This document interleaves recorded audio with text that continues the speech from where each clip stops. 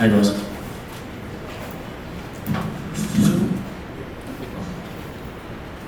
Right here. Before we get into the actual fight, we see the ice pack, we see your leg up there and the crutches. Physically, how are you feeling after a fight like that?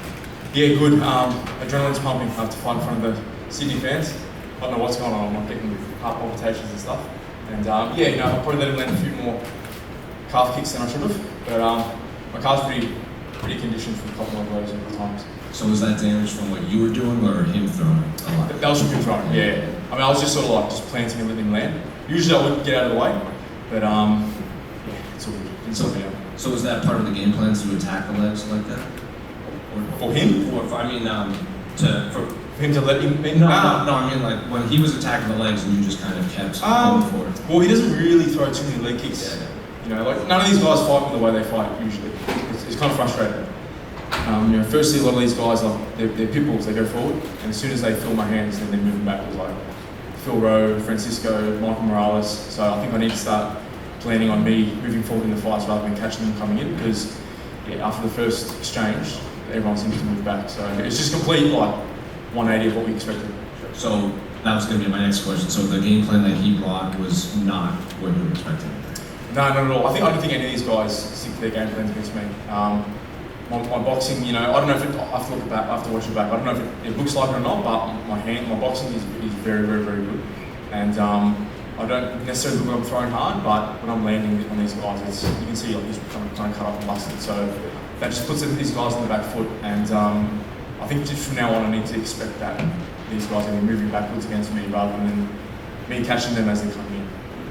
You mentioned, you have adrenaline going right now. You long said, you don't have to fight in Australia. You kind of like fighting around the world. But what was it like fighting out there in Sydney again? It was good. I just want to get the finish. I was honestly expecting first round finish, just working on pumping those left hooks, but I think we're just both falling away from the left hooks a little bit too much. Just need to work on adapting with that. But no, fighting in front of the Sydney fans was good. I would have liked to not have my it's like my ring rust fight, because I haven't fought for 6 months. So I would have rather not have that fight at home. I would have liked to get a big finish here in front of the crowd, but it looks like Jimmy might have got a finish. Is it still going? Still going, okay. I was expecting the finishes, but we're going to get a quick turnaround in the next fight. We're going to finish it. Well, this was your 10th win at This is your 10th win at welterweight, and it's your first back-to-back win since 2020. So I guess, what do you want the rest of your year to look like? Yeah, not a roller coaster like the last few years. Just too long in between fights, and then like 6 months off, and then fighting a guy like Michael Morales. Going close decision, like it was borderline split decision against him, and that's what I'm calling at Neil Magny. I beat Rowe, went close decision with Michael Morales. Morales knocked out Neil. Phil Rowe almost beat Neil as well. So I feel like that's just a natural progression for me next. And that's I don't know if he's top 15 anymore, but that would get me one step closer to being top 15. Next 3-4 fights, I can be well and truly deep in the top 15. And the broadcasts, even online, they still label you this up and coming welterweight. But you just turned 30. I think you've had 20 fights in the UFC. Do you still feel like you're this prospect that people label you as, or do you feel like an established veteran in this division? Yeah, absolutely. I just see a mirror image of like a Dustin Poirier style situation. Goals are, everyone said he's a journeyman, paid him off, and he was in there for years and years and years. And then what was that look? What happened? Hey? They've gone toe-to-toe. Oh, nice. Sorry.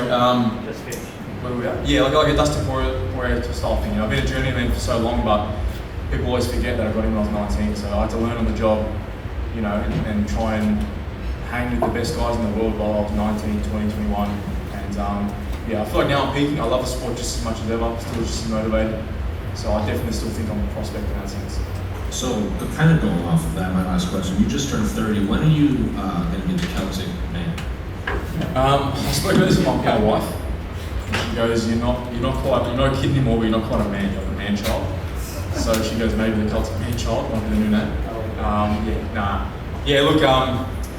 That might, someone's actually mentioned that might be a barrier, because you subconsciously like got the kid thing in there, whereas I'm not anymore. So you might just sack it completely.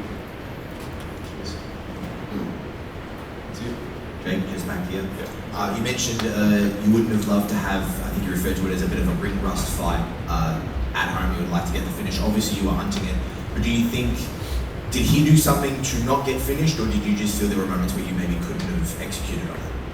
Yeah, his defense was very high, like throwing his head down on the combinations, whereas he's a bit more confident usually, like head up and stand and swing, and he finishes off those left hooks a bit tighter. But he was just, his head was down low.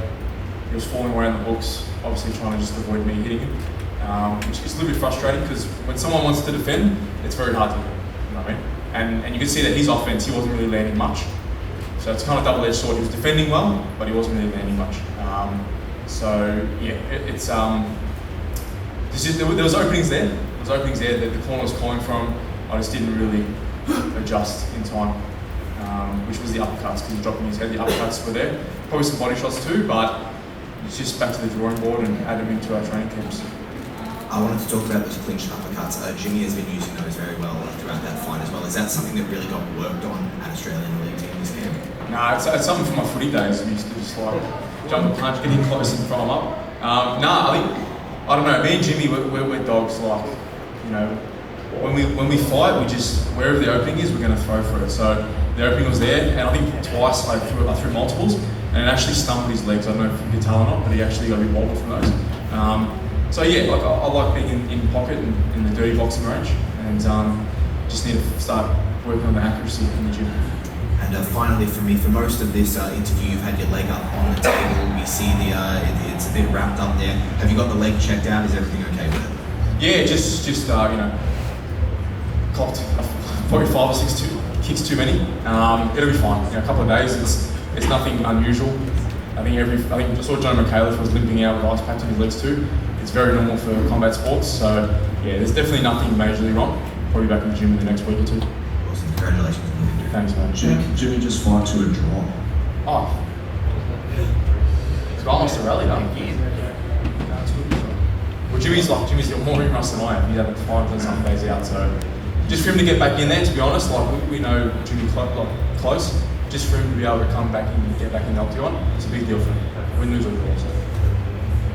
I just wanted to ask, against your division, who you got in Palau and Shavkat fight? I love Shavkat. I'm a big fan of his. I know I shouldn't say that because we're more like colleagues or peers. Might fight the guy one day, who knows? But yeah, I just like his style. He's just that still-faced assassin.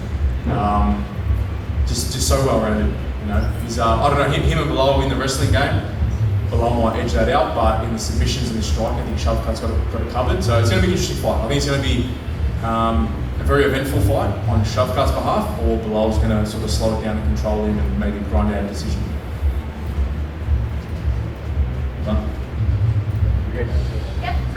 Thanks, guys.